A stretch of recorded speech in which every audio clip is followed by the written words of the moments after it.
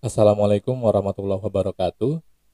Pada tahun 2017, nama Cianjur muncul di Wall Street Journal, tetapi kemunculan Cianjur di media internasional ini bukan untuk mengapresiasi keberhasilan Cianjur, jika memang ada, tetapi untuk mengkritisi salah satu kebijakan ex-Bupati Cianjur yang kemudian di OTT KPK, yaitu kebijakan sholat berjamaah terutama bagi PNS. Jadi PNS akan diharuskan untuk sholat berjamaah di masjid yang ditetapkan oleh Pak Bupati, kemudian akan diabsen.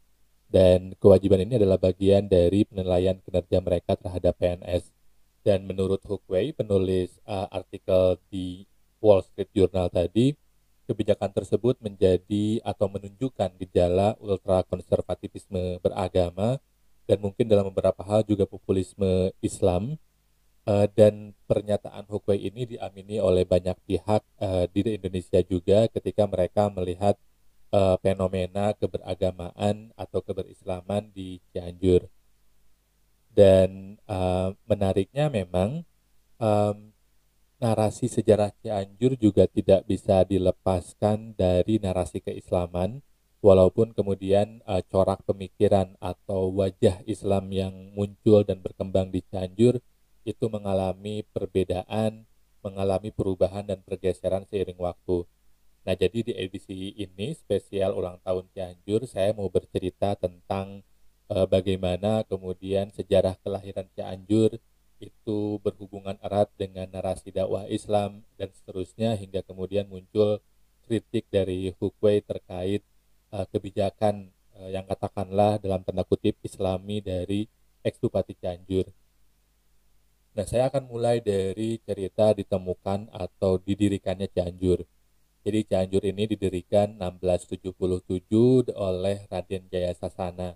Nah, Raden Jaya Sasana ini adalah putra paling tua dari Raden Arya Wangsa Govarna.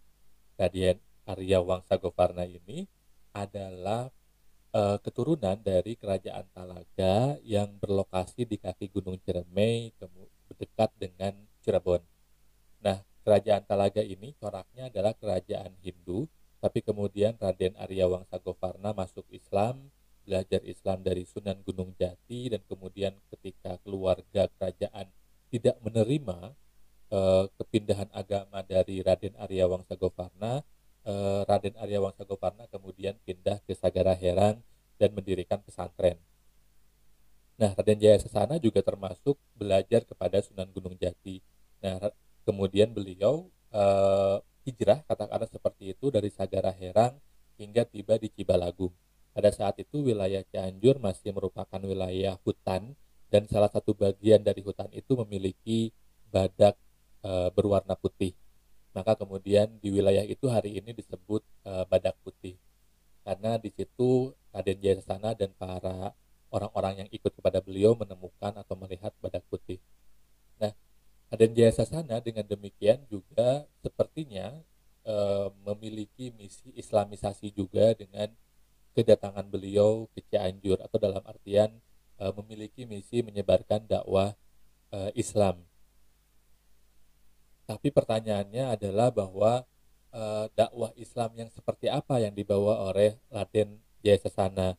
Kalau kita melihat konteks hubungan antara Raden Jaya Sasana dengan Sunan Gunung Jati, maka kita akan melihat bahwa Islam yang dibawa oleh Raden Jaya Sasana ke Cianjur dan diajarkan setidaknya kepada orang-orang yang ikut kepada beliau itu adalah corak keislaman yang sangat erat kaitannya dengan tasawuf, dengan sufisme atau dengan mistisisme Islam.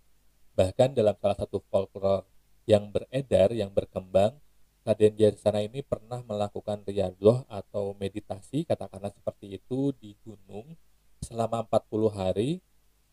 Dan dalam proses riyadhahnya ini beliau ketemu dengan putri Jin Nyi Arum Enda dan menikahlah mereka.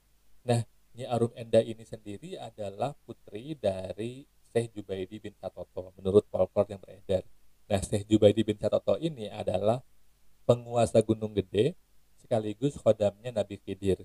Jadi kalau dari sini sangat jelas sekali bagaimana tradisi Islam yang sebetulnya masuk ke Cianjur itu sangat erat dengan Sufisme, yang hari ini kemudian biasanya Sufisme dianggap sebagai counter narasi atau alternatif naratif dari Islam yang ultra konservatif.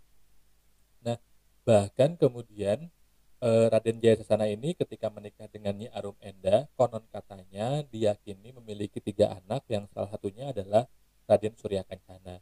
Nah, Raden Surya Kencana ini kemudian namanya diabadikan menjadi nama Padang Edelweiss di dekat puncak Gunung Gede, dan Raden Surya Kencana ini seorang jin itu juga diyakini setiap ulang tahun Cianjur itu akan turun gunung dan akan berkeliling kota melihat warga Cianjur. Makanya kemudian dulu ada tradisi kuda kosong, yaitu kuda itu dibersihkan, dimandikan, dan dihias segala macam karena diyakini bahwa Raden Surya Kencana akan duduk menunggangi kuda itu untuk berkeliling menyapa warganya. Itu pertama yang membuktikan bagaimana Cianjur, berdirinya Cianjur sangat lekat dengan narasi keislaman, dan bahwa narasi keislaman yang muncul, wajahnya, ekspresinya itu sangat lekat dengan tradisi Sufisme. Nah, bahkan tradisi Sufisme ini juga berhubungan dengan ketika tarekat Naksabandiyah itu berkembang di abad ke-19, tahun 1885 sekian. Itu juga kemudian memperkuat tradisi Sufisme. Nah, yang kedua kemudian eh, kelekatan antara Cianjur dengan narasi keislaman ini juga berhubungan dengan julukan Cianjur sebagai kota santri. Nah, dari mana sebetulnya Cianjur mendapatkan julukan itu, walaupun juga banyak kota lain yang punya julukan serupa? Nah, ini ada hubungannya dengan fakta bahwa Cianjur sempat menjadi ibu kota priangan. Jadi dulu sekali Cianjur itu adalah primadonanya pemerintah Belanda, sehingga dia menjadi ibu kota priangan. Cianjur adalah eh, pusat pemerintahan, pusat bisnis dan seterusnya. Tapi kemudian Gubernur Jenderal Charles Ferdinand Pahud itu memutuskan atau mengusulkan bahwa ibu kota itu harus dipindahkan ke Bandung. Nah, kemudian dipindahkanlah setelah beberapa tahun ke Bandung, dan ketika dipindahkan ke Bandung, si ibu kota Priangan tadi, maka kemudian pusat perhatian Belanda dalam pembangunan itu berpindah ke Bandung. Akhirnya kemudian Cianjur ketinggalan, terutama atau termasuk dalam hal ini adalah pembangunan lembaga pendidikan.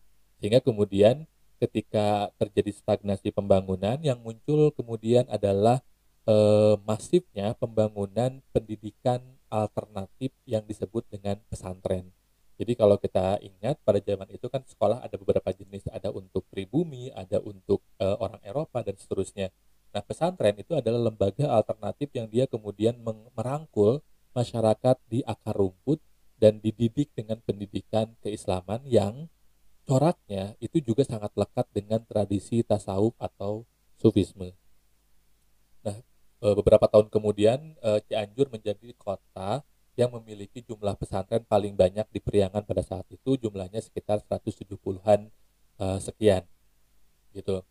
Nah, pertanyaannya kemudian, jika memang Cianjur pada awalnya didirikan berkaitan dengan narasi keislaman yang moderat, yang erat dengan sufisme, kemudian juga pesantren yang berkembang juga secara teori harusnya lekat dengan sufisme, kenapa kemudian Cianjur hari ini dianggap atau diasumsikan menjadi hotbed bagi perkembangan Islam yang ultra konservatif? Nah, secara umum memang ini butuh butuh riset yang lebih dalam, yang lebih komprehensif, tapi secara umum kalau saya melihatnya beberapa hal yang menjadi penyebab.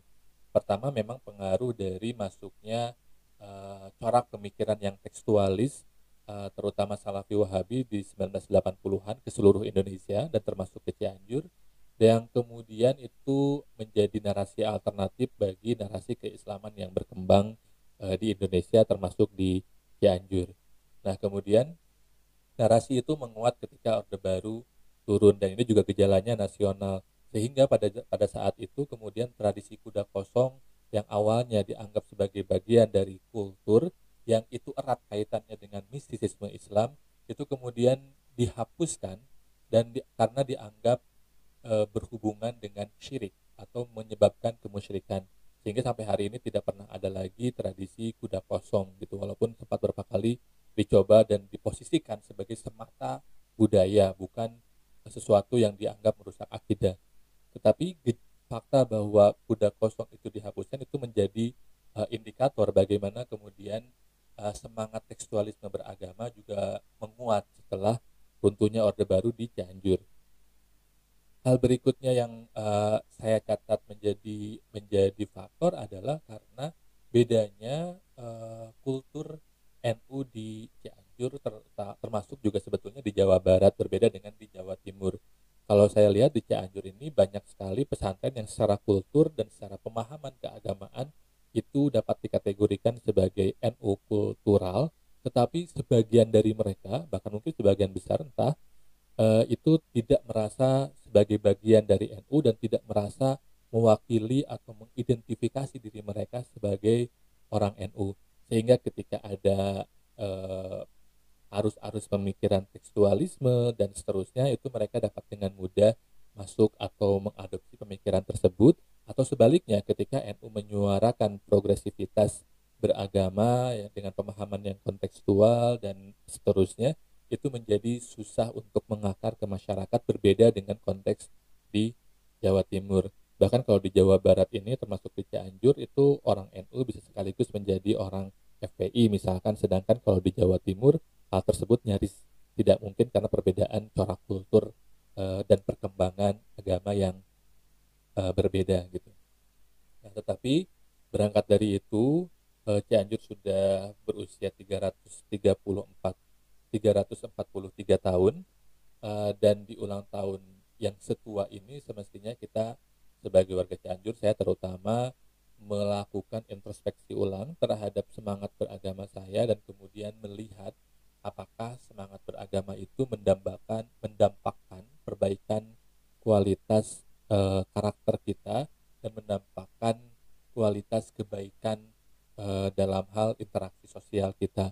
Kalau misalkan jargon-jargon bertema agama ini tidak secara langsung maupun tidak langsung mengangkat well-being masyarakat, mengangkat tingkat kebahagiaan masyarakat, maka jangan-jangan kita terjebak dalam formalisme beragama atau kalau kata Canun semangat beragama yang cenderung kulitnya saja, sehingga kita tidak mampu masuk ke dalam substansi dari Islam, dan bahkan juga tidak mampu untuk mencapai objektif atau tujuan dari Islam itu sendiri, yaitu kemaslahatan bagi umat.